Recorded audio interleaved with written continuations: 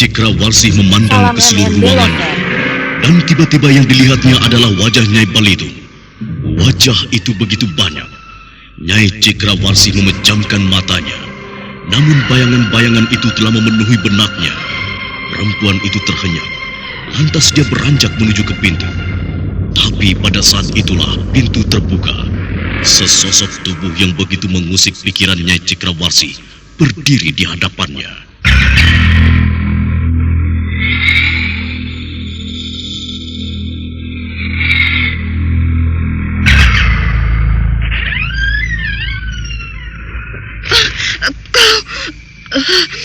Kau kemari. Apa kabarnya, Nyai Cikra? Kau kaget melihatku? Kenapa kau tidak segera hormat padaku? Apakah kau mulai berani kurang ajar? Beri hormat padaku. Jangan bengong seperti itu. Maaf, Tuan Putri. Maafkan hamba. Bagus, bagus sekali. Nah, sekarang aku ada perlu denganmu. Dan kau harus menjawabnya. Maaf, Tuan Putri. Apa yang harus hamba lakukan? Kau tidak melakukan apa-apa, Nyai. Aku tidak menyuruhmu kerja dan tidak meminta apa-apa. Aku hanya inginkan satu darimu. Maaf Tuan Putri. Apa yang Tuan Putri inginkan itu? Maafkan hamba. Nyai, kau telah lancang mengintip ke kamar tidurku. Kau telah melihat keadaan Nini Utari sedang semadi. Kau telah mengecewakannya. Maafkan aku. Maafkan hamba, Tuan Putri. Maafkan. Aku akan memaafkanmu. Tapi kau harus jawab dulu pertanyaanku. Katakanlah, pada siapa saja kau ceritakan tentang keadaan nenekku?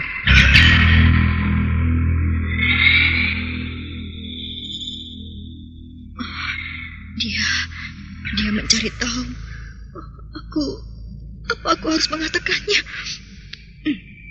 Tidak, itu tidak boleh aku lakukan. Kalau memang dia siluman, pasti Kubo Singep dan Watu Jaran akan binasa juga. Tidak, kalau dia ingin membunuhku, biarlah aku sendiri saja yang mati. Biar keduanya bisa pergi ke keraton, bisa melaporkan semuanya. Aku tak boleh buka mulut. Katakan! Pada siapa saja kau ceritakan semuanya? Kenapa kau diam, Nyai? Katakanlah.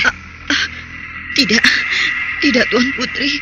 Hamba tidak menceritakannya pada siapapun. Bohong! Tidak. Ampunkan hamba, Tuan Putri. Hamba tidak bohong. Sungguh, Tuan Putri. Hamba tidak menceritakan hal itu pada siapapun. Apakah ucapanmu bisa dipercaya?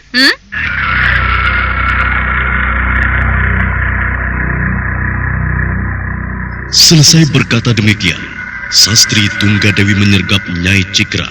Sekali sentak perempuan malang itu terangkat tubuhnya ke atas.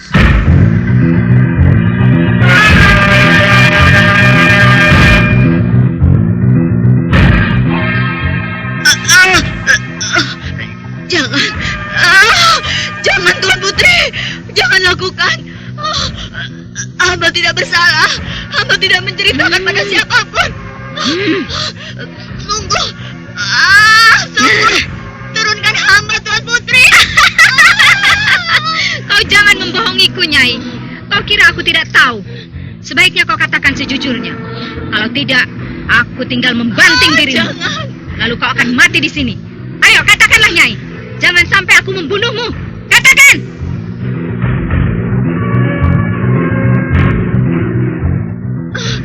Apa yang harus hamba katakan, Tuan Putri?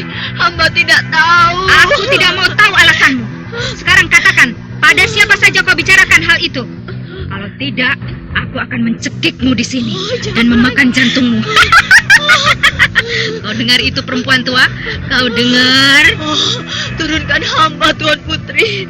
Turunkan hamba. Putriku, apa yang kau lakukan di sini?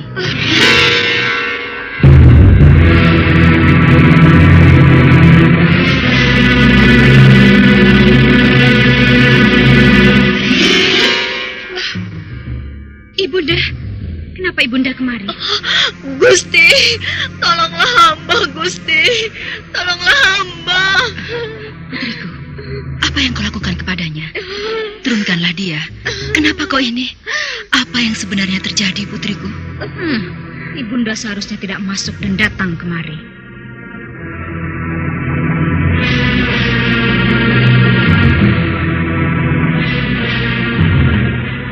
Sastri Tunggadewi melepaskan pegangannya.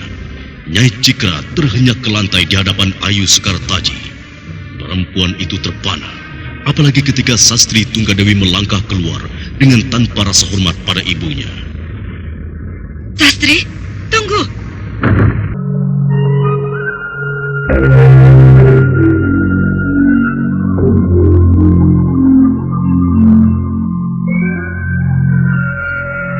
Kenapa Sastri sekarang menjadi seperti itu? Dia berubah kasar. Sifatnya tidak seperti dulu lagi. Dia sepertinya tidak memiliki lagi rasa kasih dan sopan pada orang tuanya. Apakah... Tapi tidak mungkin. Tidak. Gusti, ampunkan hamba, Gusti. Hamba tidak sanggup lagi rasanya tinggal di sini. Kalau boleh, biarlah hamba berhenti dari sini, Gusti.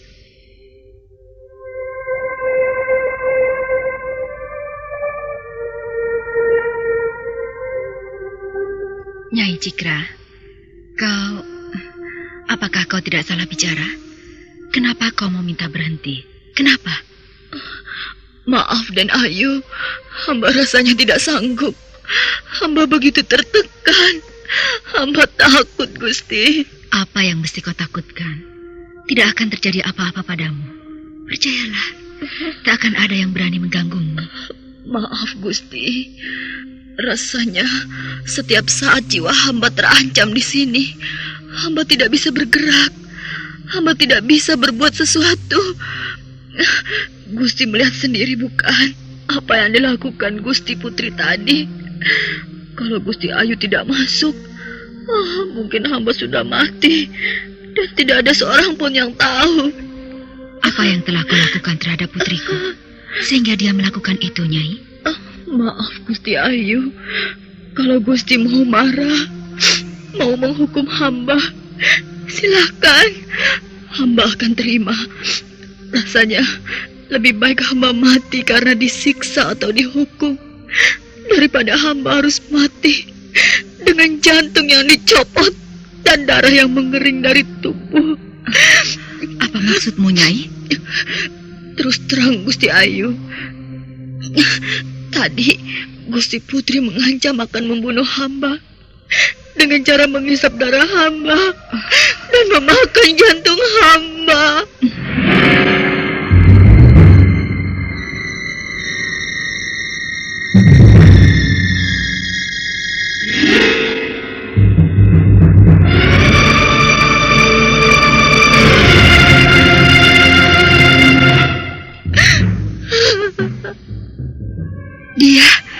Putriku mengatakan hal seperti itu, Nyai.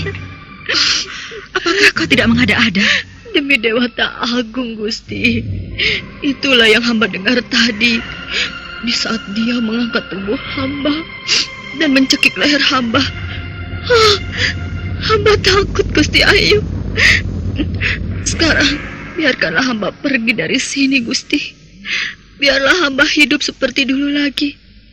Yang penting, hamba tenang dan bahagia, lepas dari segala ketakutan dan kecemasan. Jangan, Nyai. Kuharap kau jangan pergi. Aku akan membicarakannya dengan suamiku. Semoga saja suamiku bisa mengerti. Tak ada yang dapat mencegah kemauan Gusti Putri. Dia bukan Gusti Putri yang dulu. Dia sudah jauh berubah, Gusti. Dan hamba yakin Nini Utari itu bukan manusia biasa seperti yang dikatakannya pada Gusti Raden waktu itu. Hamba takut mereka itu siluman, Gusti.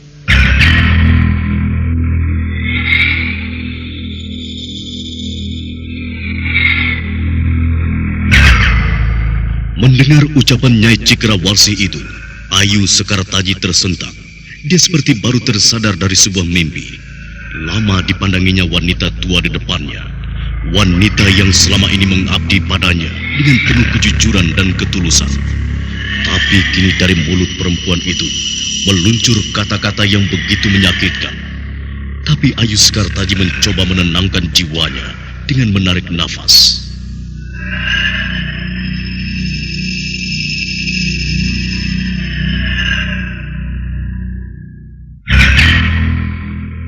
Nyai Cikra, apakah kau tidak salah mengatakannya? Demi Dewata Agung, Gusti, hamba rela dihukum oleh Gusti Ayu dan Gusti Raden. Namun, jangan biarkan hamba di sini mati dalam ketakutan. Karena hamba yakin, Gusti Putri pasti kemari bersama perempuan tua yang mengerikan itu. Oh, mereka pasti mengambil jantung hamba dan mengisap darah hamba. Ampun, Gusti. Mungkin yang diucapkan oleh putriku itu karena dia sedang marah. Biasa, kalau orang sedang marah bisa mengucapkan apa saja. Kurasa dia tidak akan melakukan itu, Nyai. Dan kau kumaafkan karena kau mengatakan putriku siluman. Tapi jangan sekali-kali lagi kau katakan hal itu, ya. Iya. Aku tidak mau mendengar ucapan seperti itu dari mulutmu. Biarpun kau pembantuku yang selama ini cukup setia dan mengabdi, aku tidak akan segan-segan menghukummu dan melaporkanmu pada suamiku. Hukumlah hamba, Gusti Ayu, atau biarkanlah hamba pergi dari sini. Hamba tidak berani di kamar ini sendiri, Gusti. Hamba tidak bisa di sini. Kalau kau takut, aku akan menyuruh para pengawal menjaga kamarmu ini. Jangan takut. Sekarang tinggallah dan jangan mempunyai pikiran yang macam-macam. Kalau ada apa-apa, panggillah para pengawal. Mereka akan membantumu, ya.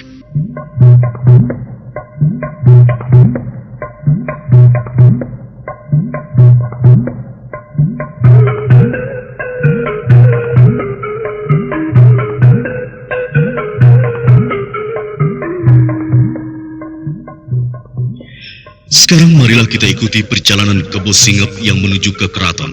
Saat itu pengawal Raden Panjalu itu sudah tiba di depan pintu keraton Mataram. 2 orang prajurit jaga menahannya.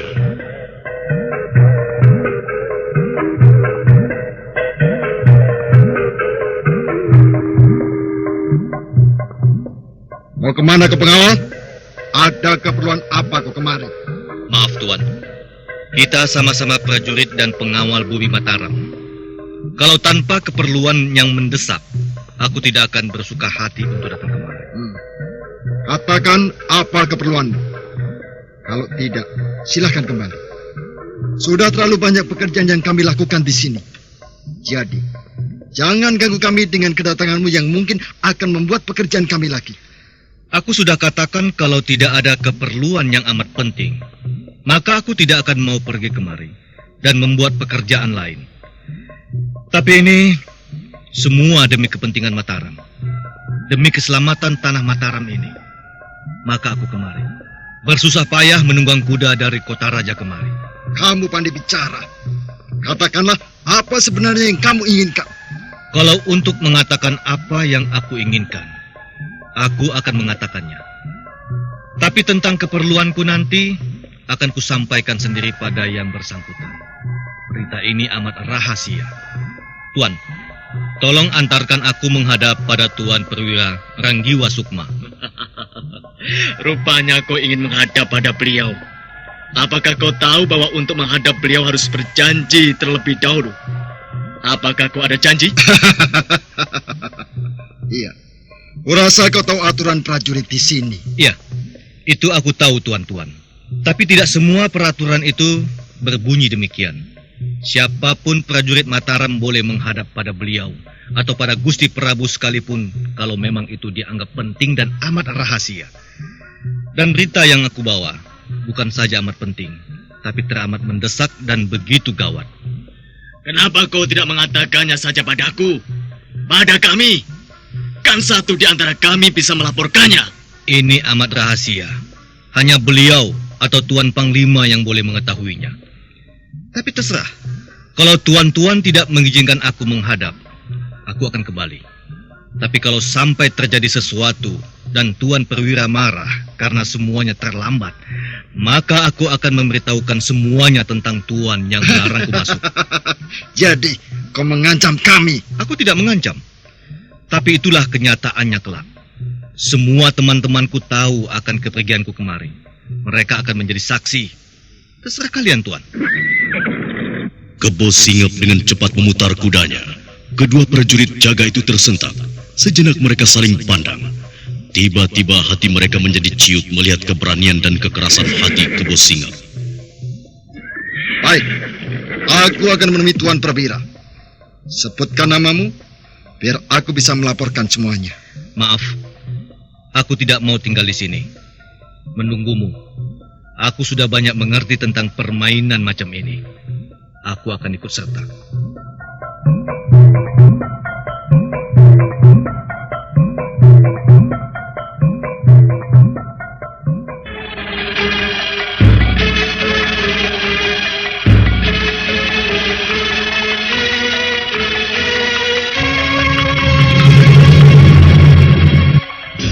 Nah, saudara pendengar, bagaimana kisah selanjutnya? Apa yang akan terjadi? Untuk mengetahui jawabannya, ikuti terus serial Mantra Naga Bumi ini pada seri berikutnya di radio kesayangan Anda. Sampai jumpa.